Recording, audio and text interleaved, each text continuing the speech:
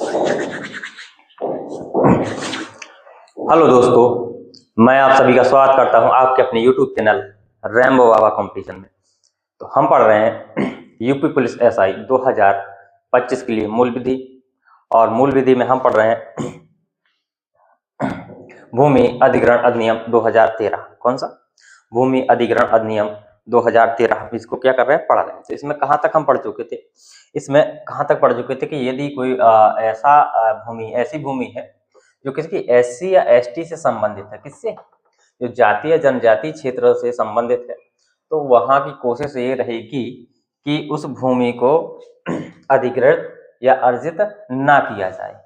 ठीक है, इससे आगे हमको पढ़ना था। बाकी हम चीजें सब पढ़ चुके थे कि प्रतिकर कौन, प्रतिकर कैसे तय होगा, कौन प्रतिकर तय करेगा, कौन भूमि अधिग्रहण का आदेश देगा, किसको अधिग्रहण करने की शक्ति है, ये सब चीजें क्या कर चुके थे, हम देख चुके थे।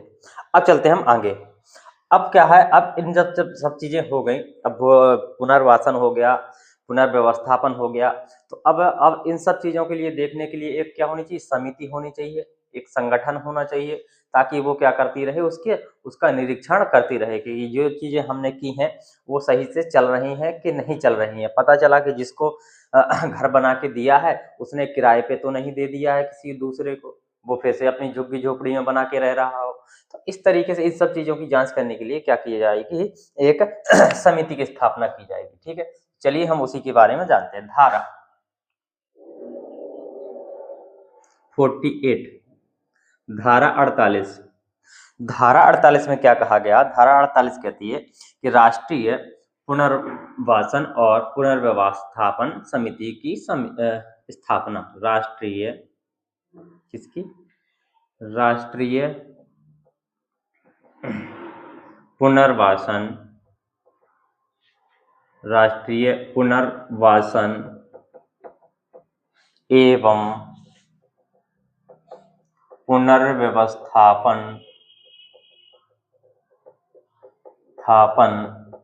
समिति, राष्ट्रीय पुनर्वासन एवं पुनर्व्यवस्थापन समिति की स्थापना।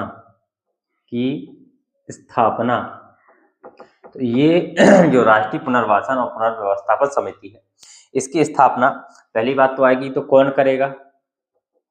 कौन करेगा इसकी स्थापना? तो कौन करेगा में आएगी कौन? जो कौन सी है? राष्ट्रीय है। कौन सी है? राष्ट्रीय है। तो इसकी स्थापना कौन करेगा? तो इसकी स्थापना केंद्र सरकार करेगी। जब राष्ट्रीय की बात है तो राज्य सरकार उसमें नहीं आएगी। तो कौन करेगी? केंद्र सरकार। कौन करेगी? केंद्र सरकार। अब जो राष्ट्रीय पुनर्वासन और पुनर्व्यवस्थापन जो समिति है, ये क्या करेगी? ये क्या कार्य करेगी? तो क्या कार्य करेगी, क्या करेगी? इसको देखते हैं कि क्या करेगी। कि ये जो है, ये क्या करेगी? जो पुनर्वासन एवं जो पुनर्व्यवस्थापन जो कार्यों की क्या करेगी? ये देखभाल करेगी। क्या करेगी? पुनर्वासन एवं पुनर्व्यवस्थापन कार्यों की क्या करेगी? देखभाल एवं उनकी समीक्षा करेगी। तो क्या करेगी? ये क्या करेगी? पुनर्वासन एवं पुनर्व्यवस्थापन कार्यों की क्या करेगी? देखभाल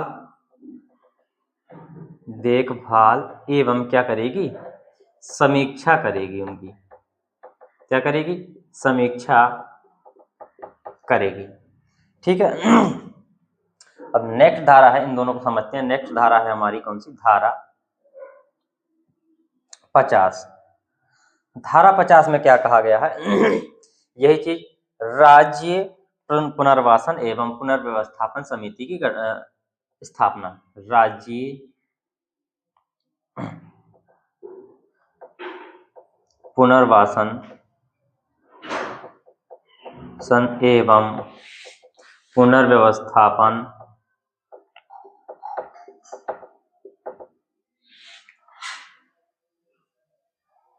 यहाँ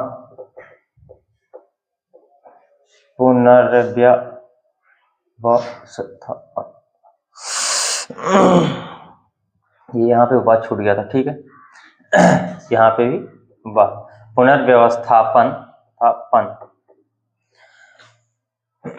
समिति की स्थापना। तो अब राज्य की है, तो राज्य की कौन करेगा? राज्य की कौन करेगा? तो इसकी कौन करेगा? तो इसकी करेगा कौन? राज्य सरकार। कौन करेगा? तो कौन करेगा? राज्य सरकार। राज्य सरकार। सरकार कौन स्थापना करेगी इसकी? राज्य सरकार करेगी। कार्य क्या होंगे? सेम कार्य होंगे। कार्य क्या करेगी? क्या करेगी? तो कार्य क्या होंगे? सेम कार्य होंगे। तो धारा 48 में क्या कहा गया है कि राष्ट्रीय पुनर्वासन एवं पुनर्व्यवस्थापन समिति की स्थापना तो कौन करेगा? केंद्र सरकार करेगी। राज्य में होगी तो कौन करेगी? राज्य सरकार करेगी। कार्य क्या करेगी ये समिति? क्या करेगी? कार्य क्या करेगी? ये पुनर्वासन एवं पुनर्व्यवस्थापन कार्यों की क्या करेगी? देखभाल एवं समीक्षा करेगी। कौन कौन करेगी? ये केंद्र सरकार की भी करेगी यही कार्य, और राज्य सरकार की भी यही कार्य करेगी। दोनों के कार्य क्या रहेंगे? सेम रहेंगे। ठीक है, इतनी चीज आपको समझ में आ गई होगी। चलिए हम आगे चलते हैं, इंपॉर्टेंट धारा की ओर बढ़ते हैं।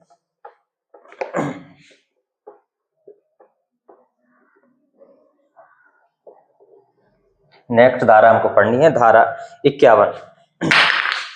धारा 51, धारा 51 में क्या कहा गया है कि अब एक क्या है, प्राधिकरण भी बनाया जाए। तो चलिए देखते हैं, धारा एक प्राधिकरण की भी स्थापना कर दीजिए। धारा 51, धारा 51 में क्या कहा गया है कि धारा 51 कहती है कि भूमि अर्जन, किसके? भूमि अर्जन, भूमि अर्जन, पुनर्वासन और पुनर्व्यवस्थापन, भूमि अर्जन, पुनर्वासन एवं पुनर्व्यवस्थापन प्राधिकरण की स्थापना या गठन। क्या स्थापना या गठन? तो अब इसकी कौन करेगा? इसका गठन कौन करेगा? कौन करेगा इसका गठन? अब इसके गठन में आ जाएगी क्या? समुचित सरकार। कौन गठन करेगा? तो इसमें आ जाएगा कौन? समुचित सरकार। समुचित सरकार। तो कौन? केंद्र और राज्य दोनों आ जाएंगे इसमें। क्या आ जाएंगे? केंद्र सरकार भी आ जाएगी और क्या आ जाएगा? राज्य सरकार भी आ जाएगी। क्या आ जाएगी? राज्य सरकार भी आ जाएगी। क्या आ जाएगी? राज्य सरकार आ जाएगी। ठीक है, अब चलते हैं नेक्स्ट की ओर, नेक्स्ट धारा 52 की ओर, कि इसमें कौन कौन, इसकी संरचना कैसी होगी? जो प्राधिकरण है इसकी संरचना कैसी होगी, या इसमें कौन कौन लोग होंगे? क्या होंगे? इसमें कौन कौन लोग होंगे? तो इसमें धारा 52 में बताई गई है, धारा 52 में किसकी? प्राधिकरण की संरचना बताई गई है। क्या बताई गई? प्राधिकरण की संरचना। किसकी बात हो रही है? प्राधिकरण की संरचना की बात हो रही है। तो इसमें कौन कौन होगा? इसमें लिख सकते हैं, इसमें कौन कौन होगा? कौन कौन होगा? ठीक है, तो इसमें क्या होगा? इसमें प्राधिकरण में केवल क्या होगा? एक होगा, एक हेड होगा। क्या होगा? एक व्यक्ति की नियुक्ति होगी। क्या होगी? इसमें कहेंगे केवल, पहले इसमें देख लेते हैं किसकी नियुक्ति कौन करेगा। तो नियुक्ति तो अभी देख ली हमने, कौन करेगा? केंद्र, समुचित सरकार करेगी। ठीक है, तो इसमें लिख सकते हैं कि इसमें केवल एक व्यक्ति की क्या की जाएगी? नियुक्ति की जाएगी। कितने व्यक्ति की नियुक्ति होगी? तो केवल कितने? एक व्यक्ति की नियुक्ति होगी। कितनी होगी? एक व्यक्ति। वही क्या होगा? वो क्या होगा? प्राधिकरण का हेड होगा। जो एक व्यक्ति होगा वो क्या होगा? प्राधिकरण का क्या होगा? हेड होगा, मुख्य होगा। क्या होगा? हेड होगा। ठीक है, अब इनकी शर्तें क्या होगी? कौन होगा इसमें? वो नियुक्त होगा, वो कौन होगा? तो क्या है इसकी नंबर 1 शर्त? क्या है नंबर 1 शर्त? है कि वह क्या हो? वह जिला जज है या क्या हो रहा, क्या हो है या अभी रहा हो। दूसरी शर्त क्या है, दूसरी शर्त है कि उस व्यक्ति को क्या हो, उस व्यक्ति को कितना 7 साल वकालत का क्या हो अनुभव हो, उस व्यक्ति को भी नियुक्त किया जा सकता है। तो राष्ट्रीय प्राधिकरण संरचना की संरचना क्या होगी, तो इसमें प्राधिकरण की जो संरचना होगी, नियुक्ति कौन कर रही है, वो तो समुचित सरकार। कौन कर रही है, समुचित सरकार।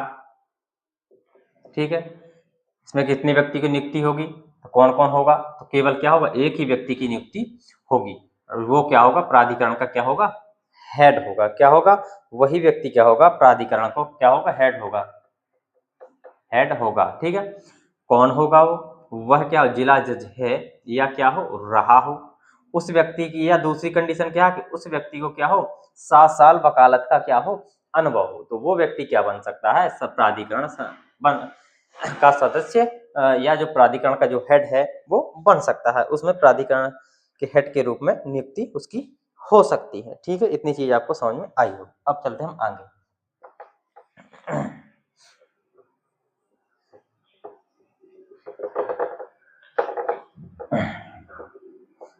आगे चलते हैं नेक्स्ट, पीठासीन हेड की पदावधि धारा, इसका टाइम पीरियड कितना होगा, धारा 54 में क्या कहा गया है, पीठासीन ये जो हेड है कि क्या है पदावधि, ठीक है, टाइम पीरियड इसका कितना होगा, तो इसकी क्या होगा, जो टाइम पीरियड होगा वो क्या होगा, नियुक्ति की डेट से, नियुक्ति की तारीख से क्या होगा 3 वर्ष, कितना होगा, नियुक्ति की तारीख से कितना 3 वर्ष या 65 वर्ष तक। अब इनमें से क्या हो, जो पहले हो, इनमें से क्या हो, जो पहले हो। ठीक है, जो पहले हो जाए वो उसका अपना क्या है टाइम पीरियड होगा। ठीक है, चलिए चलते हैं हम आगे। अब चलते हैं, बात करते हैं कि हाई कोर्ट में अपील, क्या यदि हमको क्या अपील करनी है तो हम हाई कोर्ट में अपील कर सकते हैं। ठीक है, यदि हमको क्या है, ये यहाँ से प्राधिकरण से क्या है सहमत नहीं है, तो क्या है हम कहाँ कर सकते हैं, हाई कोर्ट में अपील कर सकते हैं। धारा 74, धारा 74 की ओर चलते हैं। धारा 74 में क्या कहा गया है कि HC में हाई कोर्ट में अपील, HC में अपील, कहां पर, हाई कोर्ट में अपील। तो क्या कह सकते हैं, यदि कोई व्यक्ति क्या है, यदि कोई क्या है प्राधिकरण, किससे, प्राधिकरण के निर्णय से क्या है, प्राधिकरण के निर्णय से क्या है संतुष्ट नहीं है, तो वह क्या कर सकता है, वह हाई कोर्ट में क्या कर सकता है, अपनी अपील कर सकता है। तो वह क्या कर सकता है, हाई कोर्ट में क्या कर सकता है, अपील कर सकता है। अब कितने दिनों में कर सकता है, कितने दिनों में कर सकता है, तो कितने दिनों में कर सकता है, प्राधिकरण के निर्णय की तारीख से कितने 60 दिनों के भीतर, कितने प्राधिकरण के निर्णय के 60 दिन के भीतर। ठीक है, अब इसमें जब हाई कोर्ट में क्या अपील हो जाएगी तो फैसला कितने दिन में होना चाहिए, तो फैसला फैसला होना चाहिए, यदि हकीकत में हाई कोर्ट में क्या है, हाई कोर्ट में अपील की गई है, तो कितने 6 माह के अंदर, कितने 6 माह के अंदर क्या होना चाहिए, फैसला होना चाहिए। 6 माह के अंदर क्या होना चाहिए, फैसला होना चाहिए। कितने? 6 माह के भीतर क्या होना चाहिए? फैसला। यदि क्या है, कोई क्या है, प्राधिकरण से संतुष्ट नहीं है, प्राधिकरण के जो निर्णय है उससे क्या है, संतुष्ट नहीं है, तो वो कहाँ कर सकता है? हाई कोर्ट में क्या कर सकता है? उच्च न्यायालय में क्या कर सकता है? अपनी अपील डाल सकता है। कितने दिनों के अंदर डाल सकता है? तो प्राधिकरण का जो निर्णय है उसके 60 दिनों के भीतर क्या कर सकता है? वो अपील डाल सकता है। जब अपील डाल दी गई है हाई कोर्ट में, तो हाई कोर्ट में फैसला कितने दिनों के भीतर होना चाहिए? तो कितने दिनों के भीतर? 6 माह के भीतर हाई कोर्ट में फैसला हो जाना चाहिए। तो इतनी चीज आपको क्या होगी? समझ में आ गई होगी। अब चलिए हम चलते आगे।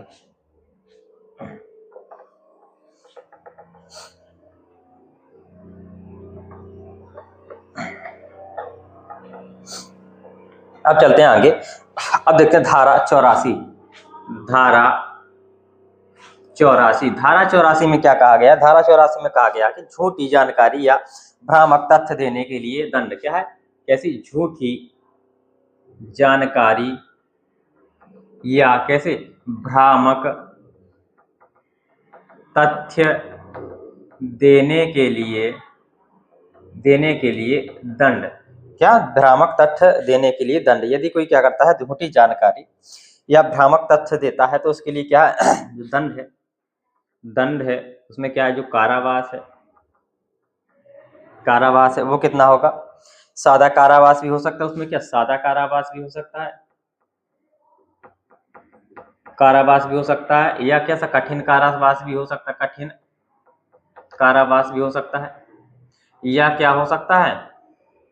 जुर्माना। जुर्माना कितना हो सकता है? जुर्माना की रकम दी गई है 1 लाख। कितना? 1 लाख तक, 1 लाख तक। या क्या हो सकता है? दोनों में से कोई भी हो सकता है, दोनों में से, या दोनों। क्या? या दोनों भी हो सकते हैं। क्या हो सकते हैं? दोनों भी हो सकते हैं। ठीक है, दोनों से भी इसमें, लेकिन दोनों से नहीं होना चाहिए। तो इसमें क्या? दोनों में से एक। क्या? दोनों में से कोई एक। दोनों में से कोई एक ही होगा। ठीक है, इतनी चीज समझ में आई होगी।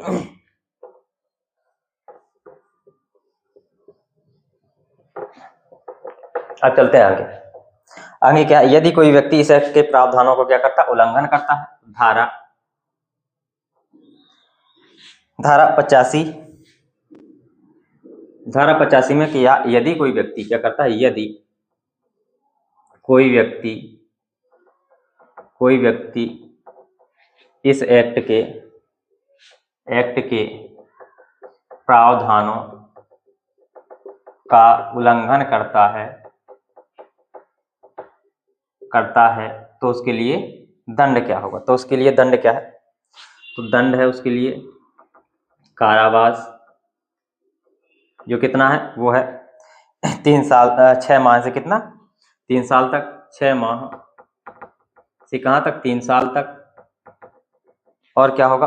प्लस में क्या रहेगा? या इसमें या में क्या रहेगा? जुर्माना। या जुर्माना क्या हो सकता है? या जुर्माना हो सकता है। ठीक है। धारा 86। धारा 86 में क्या है? कंपनियों द्वारा अपराध। किसके द्वारा? कंपनियों द्वारा अपराध। किसके द्वारा? कंपनियों द्वारा अपराध। धारा 87। सरकारी विभागों द्वारा अपराध। किसके द्वारा?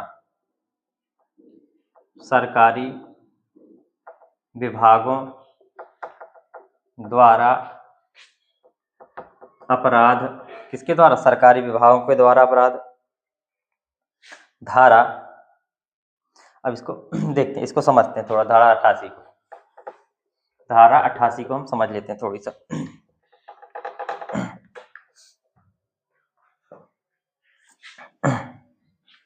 धारा 88। धारा 88 में क्या कहा गया कि अपराधों का संज्ञान कौन लेगा, या अपराधों की सुनवाई कौन करेगा? अपराधों का संज्ञान, अपराधों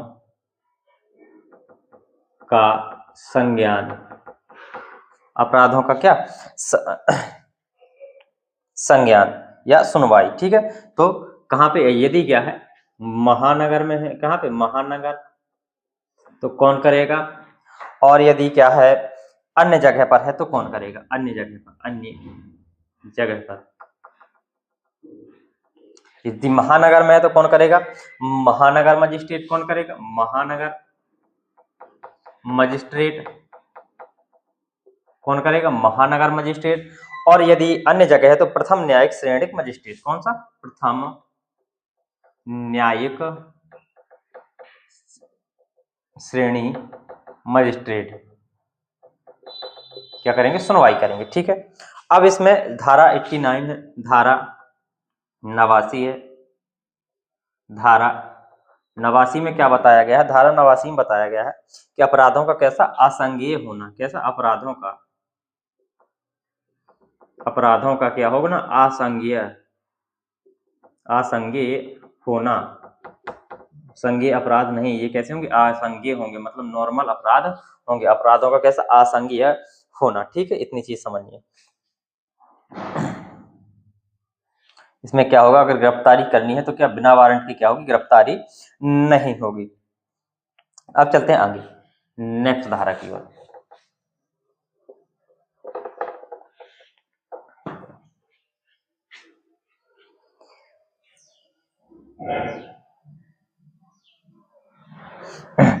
अब धारा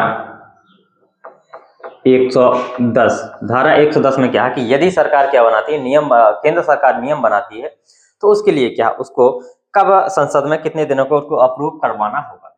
देखते हैं कि यदि नियम केंद्र सरकार बनाती है, केंद्र सरकार बनाती है तो कितने दिनों में उनको अप्रूव करवाना होगा? तो कितने दिनों में? नए नियमों को कितने? तो नए नियमों तो कितने? 30 दिन के भीतर। कितने? 30 दिन के भीतर क्या संसद में रखना होगा? संसद में क्या करना होगा? रखना होगा सभी के सामने। ठीक है। जो संसद का जो सदन होता है उसमें क्या होगा? रखना होगा। ठीक है। धारा नेक्स्ट धारा है कि यदि नियम कौन बनाती है? राज्य सरकार बनाती है। कौन बनाती है? राज्य सरकार बनाती है। तो यदि नियम राज्य सरकार बनाती है, कौन बनाती है? राज्य सरकार, तो उसको भी कितने दिनों के? उसको भी कितने? 3 दिनों के अंदर क्या होगा? रखना होगा। तो 30 दिनों के अंदर ये तो क्या होगा? नए नियमों को कितने? 30 दिनों के भीतर, 30 दिनों के भीतर के कहाँ रखना होगा?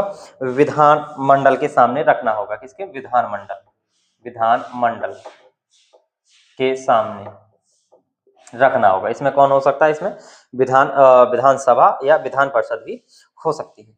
ठीक है, इतनी चीज आपको समझनी है। तो ये हमारा क्या हो गया? ये हमारा भूमि अधिग्रहण अधिनियम 2013 क्या हो गया? समाप्त हो गया। अब हम नेक्स्ट होंगे, उनको हम अगली क्लास में देखेंगे। थैंक यू दोस्तों। क्लास अच्छी लगी तो प्लीज लाइक शेयर सब्सक्राइब जरूर करिएगा। थैंक यू दोस्तों।